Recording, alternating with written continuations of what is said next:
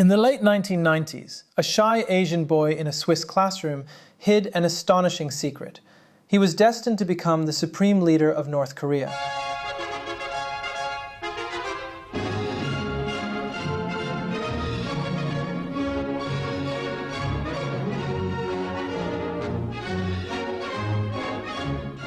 This isn't the intro to a spy novel.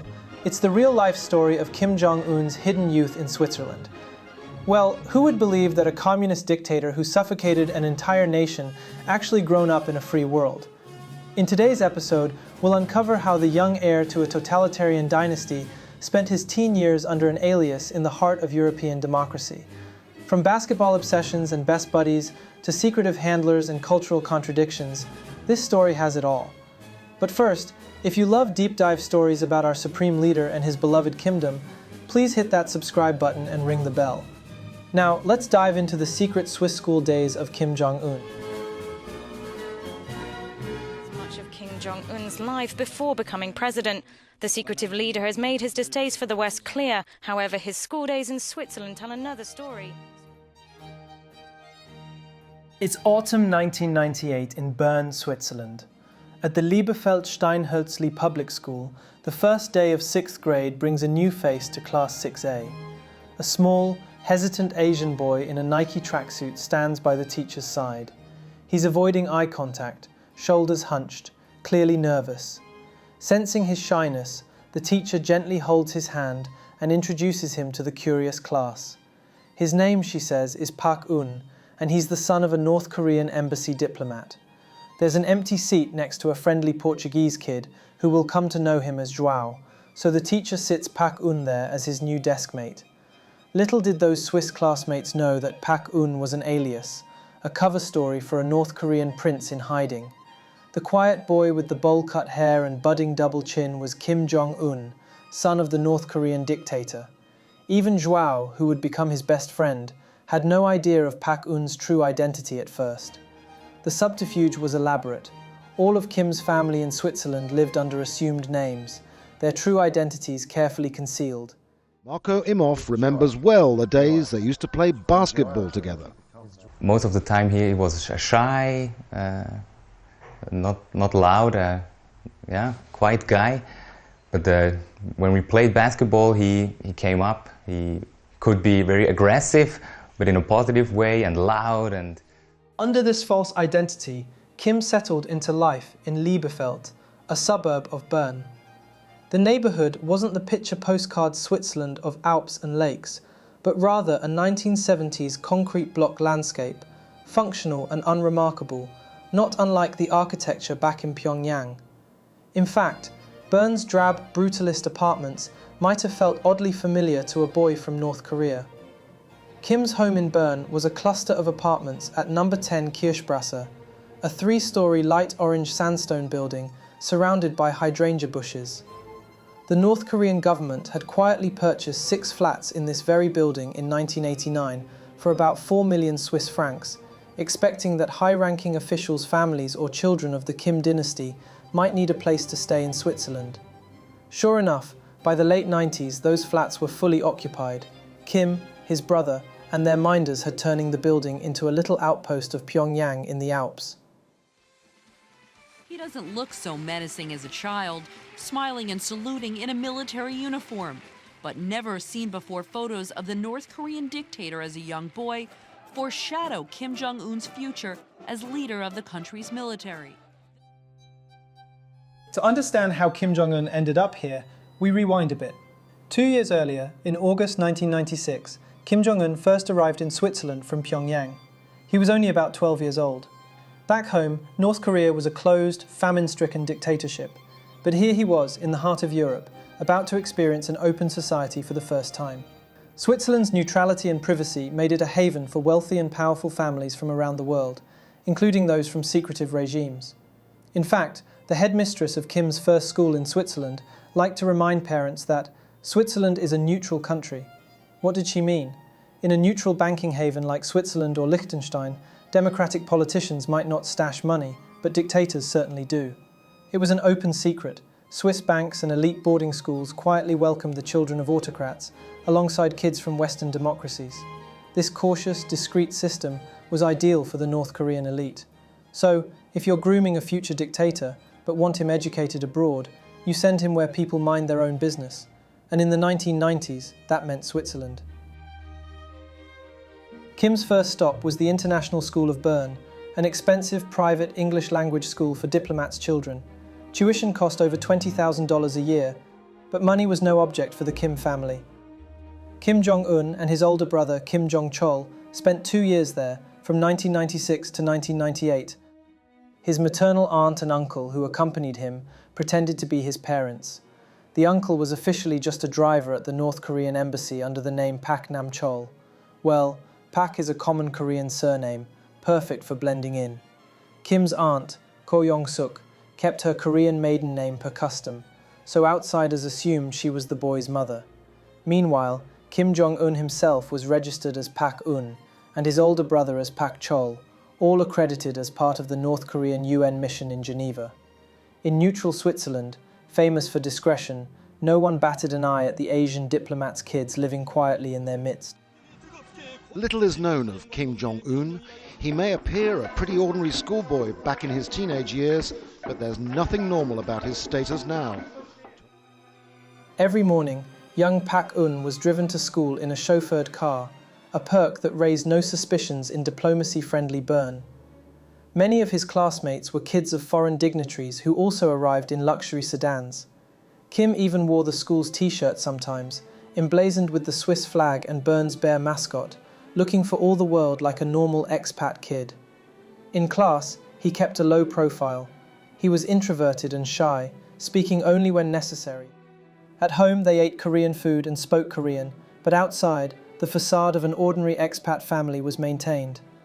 The aunt and uncle were effectively their handlers, ensuring the boys behaved, studied, and stayed safe, all while keeping their true identity secret. Here are the documents from the Federal Archives, and you can see the two brothers' names, Pak Chol and Pak Un, and a little sister as well. For a teenager from a regimented, propaganda-saturated country, life in Switzerland was astonishingly luxurious and free. Kim Jong-un's photo albums from that time show him swimming in the Mediterranean, visiting Euro Disney in Paris, dining in Italy, and skiing in the Swiss Alps. On weekends and school breaks, his aunt and uncle whisked the boys off to Europe's finest resorts. They relaxed in Interlaken, the posh alpine resort town, and stayed at luxury hotels that must have felt like palaces compared to Pyongyang. Imagine young Kim gazing at the Swiss mountains from a comfy hotel, indulging in Swiss chocolate and fondue, while back home North Korea was struggling through the late 90s famine. The contrast was stark and ironic. Kim and his brother blended in among other expat kids. Classmates later recalled a quiet, slightly chubby boy who spoke decent English and was polite, if a bit reserved. At the time, no one could guess that this unassuming kid was the scion of an infamous dictatorship. In fact, when years later rumours spread that Kim Jong-il's son had studied in Bern, many old schoolmates were confused. They had known two Korean boys. Which one was it? Some remembered the older brother, who was gentler and more fluent in English, and mixed him up with Kim Jong-un. That's how well the cover story worked. Even so, hints of Kim's true world peeked through at times. He never talked about North Korea or politics. That was strictly taboo, even among friends. We would argue about football, not politics, one classmate said later. Kim learned early to keep his homeland's secrets. And while his classmates wore jeans, trendy 90s streetwear, Kim preferred Adidas tracksuits and never donned denim. Perhaps because in North Korea, jeans were a symbol of hated Western capitalism. Wearing jeans is banned in North Korea, but why? Well, even though in most parts of the world jeans are an everyday item, North Korea thinks differently because their government tightly controls every aspect of its citizens' lives, and jeans are seen as a direct link to American culture. In class, Kim did all right. Not great, not terrible. His grades were mediocre, especially in the beginning when language was a barrier, but he got by. Outside class, he was cautious and introverted. He wasn't a troublemaker. Teachers remember him as a quiet student who avoided the limelight. He was a good student, but he wasn't extraordinary. He didn't join school trips to the disco or ski camp like other teens. He avoided contact with girls entirely, reportedly absolutely avoided contact, and never once was seen flirting or dating. A female classmate noted she never even had a full conversation with him. Kim was a loner who kept his private life fiercely private. In hindsight, it makes sense. How could he socialize freely when any slip might reveal who he really was? Meanwhile, discreet guardianship was constant. North Korean security personnel were never far away, even if they stayed in the shadows. No doubt the embassy kept a close watch. After all, the precious heir to the great leader was walking around in the capitalist world. Kim was essentially groomed under constant surveillance. One of Kim Jong-il's former bodyguards later remarked that as a child, Kim Jong-un was often isolated, with only adults around to teach and play with him, leaving him stressed and quick to erupt in anger. But for a while, life proceeded relatively smoothly under this cloak-and-dagger normalcy. But then, everything changed in 1998.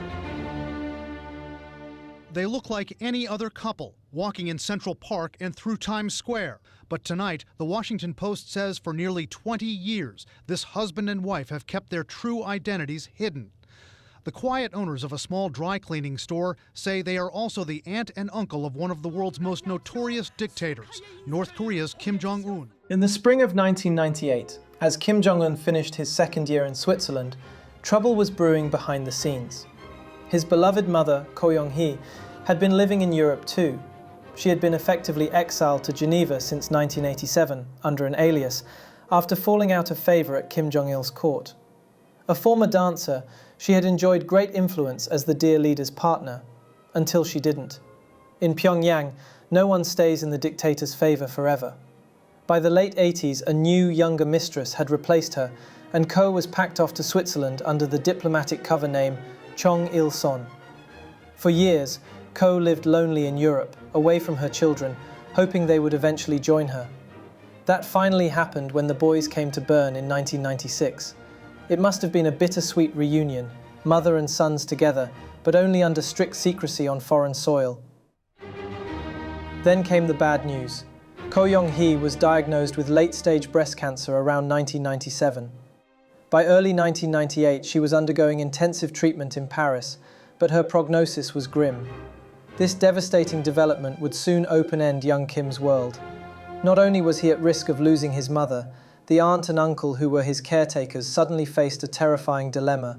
Their privileged position, living abroad in comfort as minders to the heir, existed only because Ko Young-hee, the boy's mother, was the link to Kim Jong-il. If Ko were to die, who knew what fate awaited her sister and brother-in-law back in North Korea? Would they fall out of favour? Lose their protection? Perhaps even face punishment? They weren't going to stick out to find out. So Kim's aunt and uncle Ri Gang made a fateful decision. They would defect and seek asylum in the West. On the evening of May 17, 1998, while 14-year-old Kim Jong-un was presumably at home studying or relaxing, his aunt and uncle quietly packed their bags. Under cover of night, they gathered their 3 children, slipped into a taxi, and headed straight to the US Embassy in Bern. They left without a word, literally vanishing from Kim's life in one night. Only the eldest cousin, who was Kim's age, knew what was happening as they sped off into the dark. Fifield says the couple tell a story of a young man who was privileged and from early childhood apparently knew he would inherit the leadership of North Korea. Kim's aunt said she took Kim and his siblings to Euro Disney, the French Riviera, took them skiing in the Alps. She describes... At the embassy, the couple revealed their true identities and begged for asylum. They did not immediately mention that their nephew was Kim Jong-il's son. At that point, the Americans didn't even know Kim Jong-un existed as a potential successor. The US granted them refuge, and the family was eventually resettled in the United States. In fact, they ended up in a quiet, middle-class town in America, where the once high-flying aunt reportedly opened a dry cleaning shop and tried to live a normal life. It's jaw-dropping. The very woman who helped raise North Korea's future leader chose the humdrum freedom of the American suburbs over the inner circles of Pyongyang's power. Imagine young Kim's shock. One day his parents simply never came home. The people who had tucked him in at night and taken him on ski trips were just gone. North Korea's secrecy machine must have kicked into overdrive. Kim Jong-un was quickly pulled out of school as the regime scrambled to save face and secure the air. That summer of 1998, Kim Jong-un was whisked back to Pyongyang for a time, perhaps both for his safety and to reassure his real father, Kim Jong-il, that the precious son hadn't been spirited away by the defectors too. We can only speculate on the emotional turmoil Kim experienced. His mother was gravely ill. Sadly, he would soon lose her. Ko Yong-hee died in 2004 in Paris, never seeing her son become leader.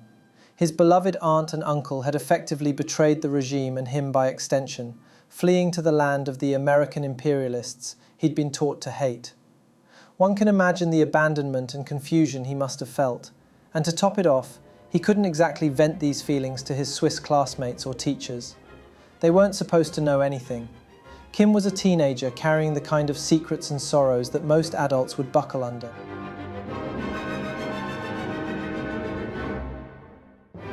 When Kim Jong-un returned to Bern at the end of that summer 1998, things were different. Perhaps other North Korean operatives stepped in as guardians, but Kim himself also seemed to make a decision. He refused to go back to the private international school. Maybe it was too full of memories of Aunt Ko, or maybe the regime wanted him in a lower profile setting. At that point, the young Kim perhaps wanted to say goodbye to his past. By not returning to the old school, he could avoid awkward questions about why his parents had suddenly changed or disappeared. Instead, Kim started fresh at a new school, the local German-speaking public school in Liebefeld, the one just down the road from his apartment. This was the very school where we saw him introduced as Pak Un of Class 6A. A new school, a new identity, and new challenges lay ahead. Kim was about to discover that integrating into a regular Swiss classroom, with a different language and without the cocoon of his brother or expat environment, was no piece of cake, even for a future dictator. Ich bin Joao Michaelo, wie man es halt weiß. Also ich war früher in der Schule mit Kim Jong-un. War ich halt wirklich sein bester Kollege. Ja, wir haben sicher zusammen viel gelacht. Ab und zu am Nachmittag mal Videospiele gespielt. Oder So, Pak Un became the new kid at Liebefeld Steinhölzli Schule, a normal public school where lessons were taught in German. For Kim, this might as well have been another planet. His German was minimal at best, so the school placed him in a special reception class, a preparatory class for non-German speaking children. Here he spent a few months getting up to speed on basic German while following simplified lessons.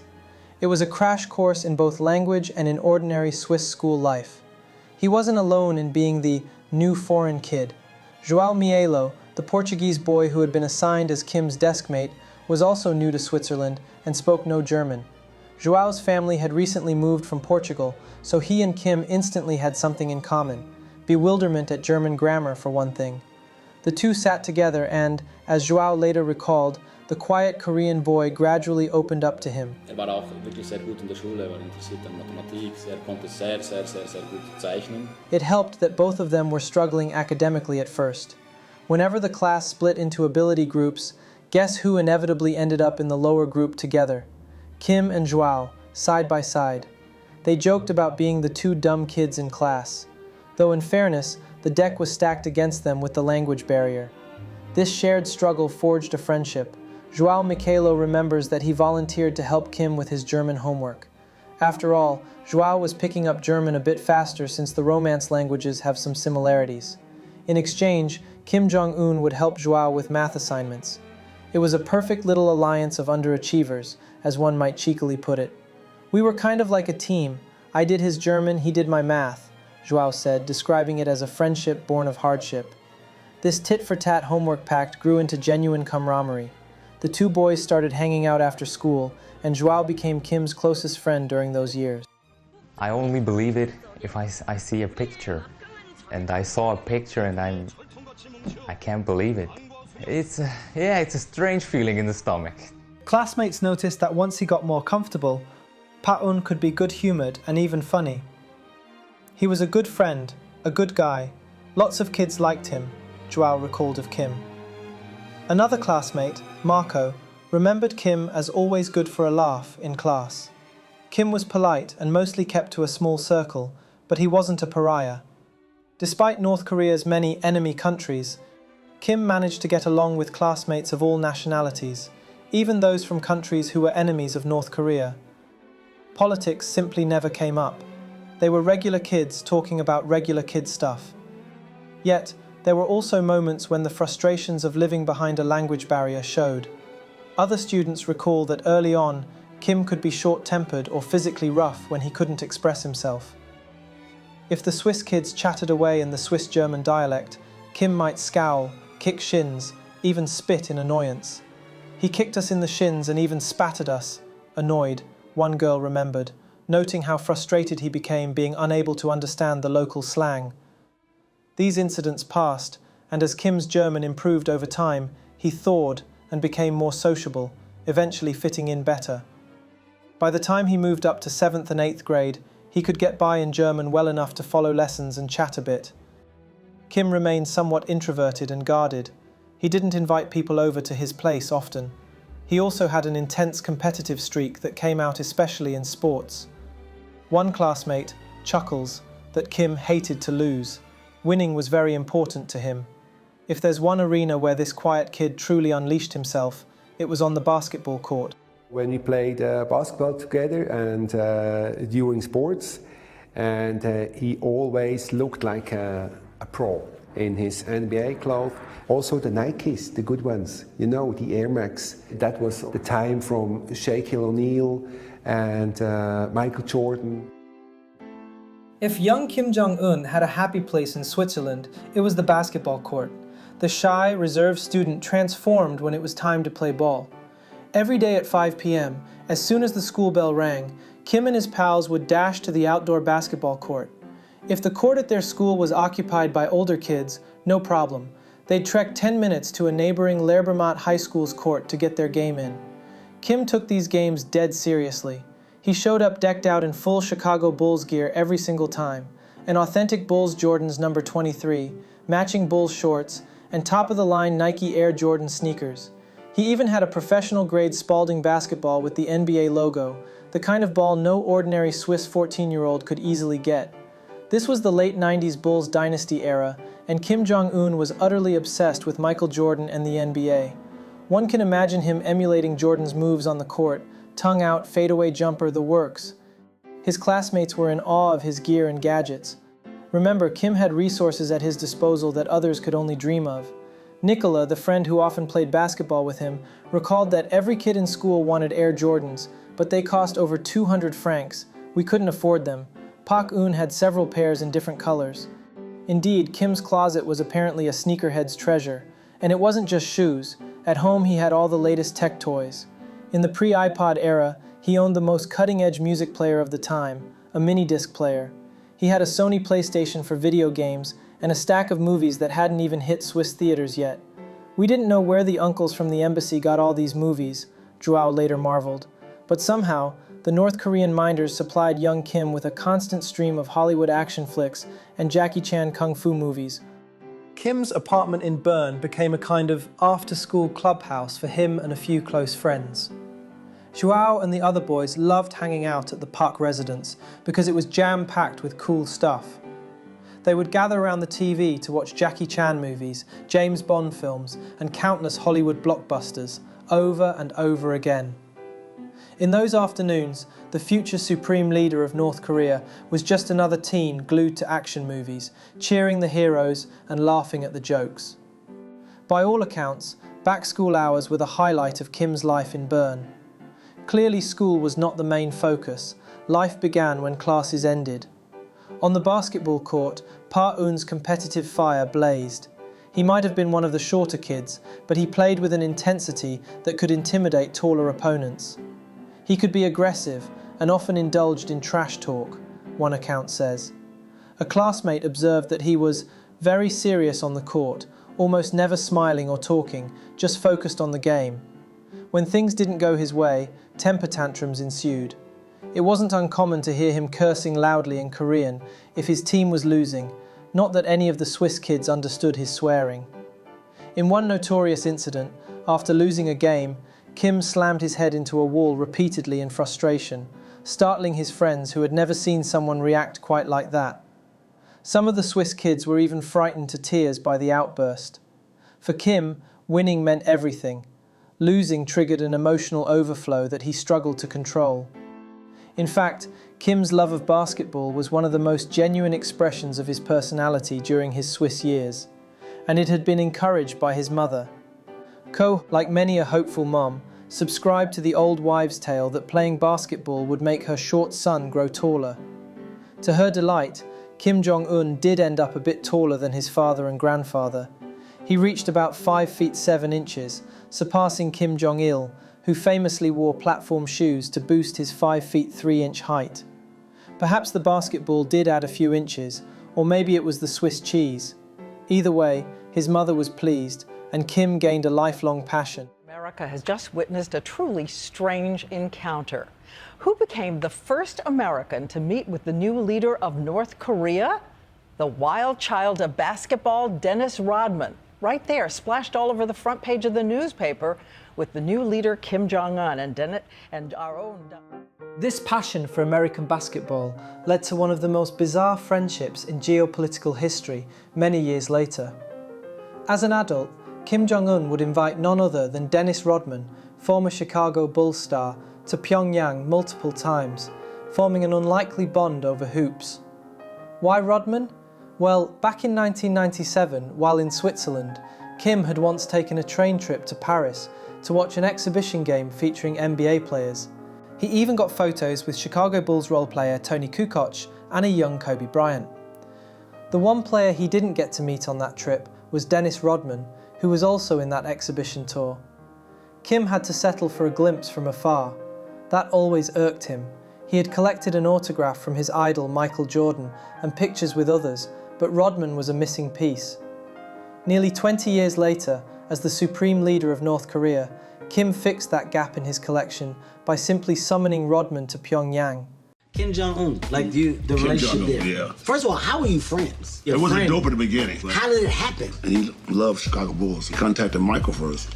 And Michael Jordan just like, no, I'm not doing that. So the next guy he asked was me. He said, okay, Dennis, you want to go to... Because when you're a dictator who loves basketball, why not invite your favorite rebounder over to play some one-on-one? It's a hilarious irony. The North Korean propaganda machine would have recoiled at the sight of its future leader singing along to James Bond theme songs or admiring Air Jordan slam dunks.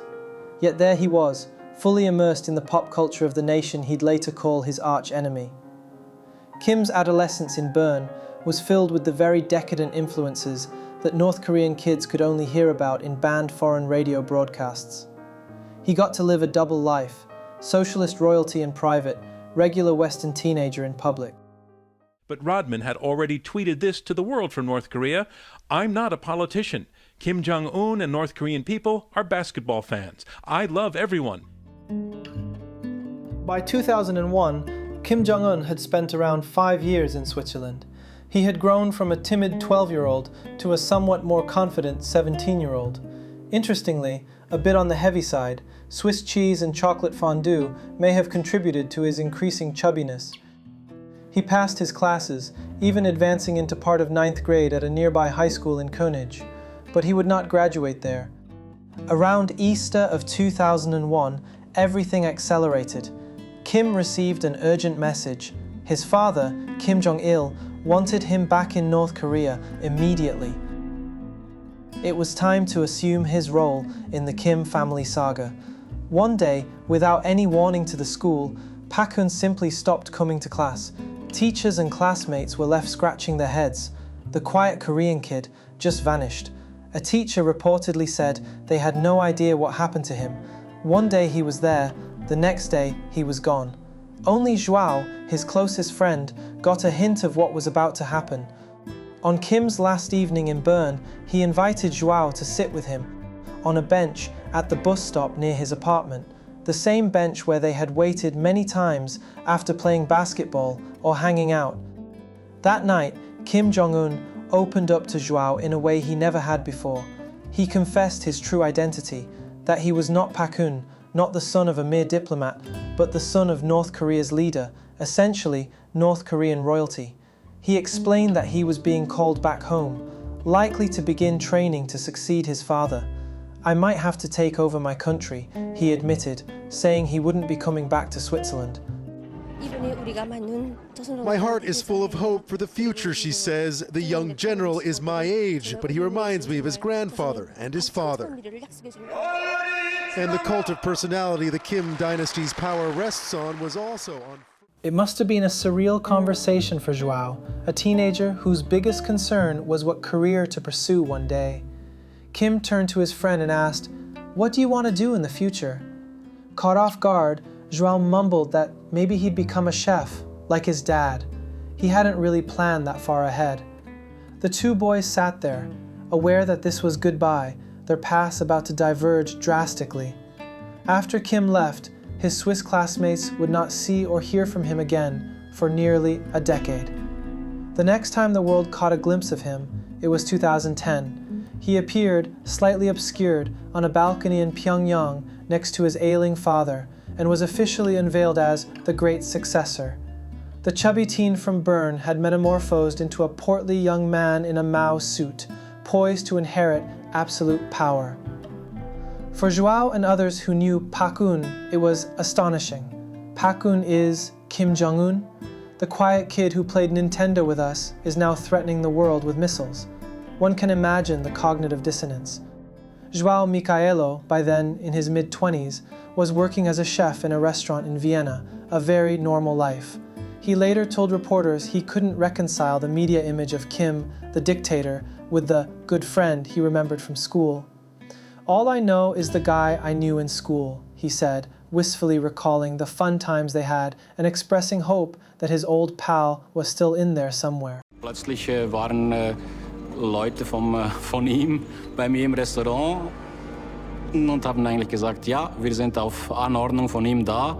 Er möchte Sie gerne wiedersehen und können Sie morgen nach Nordkorea fliegen. In a twist that sounds like the plot of a movie, Kim Jong-un did reconnect with João, but not in the way João might have expected. In 2012, about a year into his reign as North Korea's leader, Kim decided to reach out to his long-lost school buddy. Perhaps he was feeling nostalgic or lonely at the top. As João later recounted, 3 Asian men walked into the high-end restaurant in Vienna where he was working.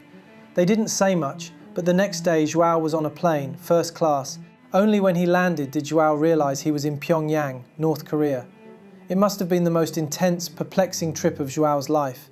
He was kept under tight supervision, accompanied by security guards, translators, and even personal chefs, as he toured the country for a week. Finally, João was brought to a grandiose banquet hall. The doors swung open to reveal Kim Jong-un, sitting all alone at a massive table, waiting for him. João's heart probably skipped a beat. He had been terrified on the journey, unsure what Kim's intentions were. But as soon as Kim saw him, he stood up with a big smile. Kim Jong-un embraced his old friend warmly. "In that moment, all the fear melted away," João said, "because my friend Pak Un was back." The two old classmates spent some time together catching up. They even joked about the World Cup match where North Korea had been thrashed 0-7 by Portugal a couple of years earlier, a painful memory for Kim. Kim ribbed that they thought they had a chance after losing only 2-1 to Brazil in the first match, but our boys went and lost by 7 goals to Portugal. He laughed at the absurdity. Here was a surreal scene, the leader of North Korea chuckling with his Portuguese school chum about soccer and old times, as if they were just 2 regular guys. Er ist dann die Ecke gekommen, dann haben wir uns schon umarmt, hat sich gefreut, gekommen bin. After that reunion, João visited North Korea once more in 2013 for a longer, week-long trip. He was shown around the country. But since that second trip, he hasn't seen Kim again. By the mid-2010s, João moved back to Bern, of all places. In a poetic turn, he became the head chef of a restaurant in the very same neighbourhood where he and Kim went to school, just a short walk from the old Liebe campus. He even named his son Luis, who, purely by coincidence, shares a birthday with Kim Jong-un on January 8th. Life has a strange sense of humour. João has expressed that he misses the friend he knew and hopes Kim is doing okay, though he's as puzzled as anyone about the path Kim chose. It's as if their lives went in opposite directions. João embraced the open world, becoming a chef, travelling freely. Kim retreated behind the walls of dictatorship, rarely leaving his country and ruling over millions. Yet for a brief moment, their worlds touched, first in a Swiss classroom and later in a Pyongyang palace.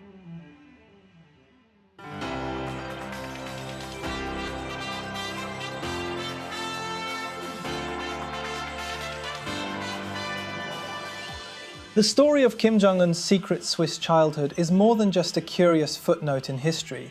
It's a window into the contradictions that shaped a dictator. As we reflect on this tale, the ironies stand out in high relief. Here was a boy who lived incognito in a liberal democracy, learned about freedom and rights, enjoyed Hollywood movies and NBA basketball, and tasted the everyday pleasures of Western life. By all logic, one might think such experiences would soften his heart toward the outside world, maybe even inspire change in his homeland. But the outcome was the opposite. Kim Jong-un returned to North Korea armed not with a desire to reform, but with a deeper understanding of the world he needed to manipulate. He had seen democracy, and he chose dictatorship anyway, perhaps believing it was the only way to preserve his family's rule. Those years in Switzerland gave him cultural knowledge. He can converse in English, knows how foreigners think, and even how to charm visiting Westerners with a bit of humor. They even gave him a few genuine friendships and happy memories, but they did not deter him from becoming, in essence, an absolute monarch in the 21st century. In closing, the tale of Kim Jong-un's secret childhood in Switzerland is a reminder that even the most enigmatic figures have relatable chapters in their lives. It's a story rife with satirical contrast, almost darkly comedic in how fate arranged the pieces. The heir of a Stalinist regime, learning about human rights in a sunny Swiss classroom. A dictator-to-be making fart jokes with classmates at lunch, and then growing up to outlaw laughter. The world's youngest nuclear-armed leader once terrified of a German test or a lost basketball game. If you've enjoyed this deep dive into one of the world's most infamous dictators' childhood, remember to like this video and subscribe for more fascinating tales. Turn on the notification so you won't miss out on our second part of the story. Until then, enjoy your life in the free world.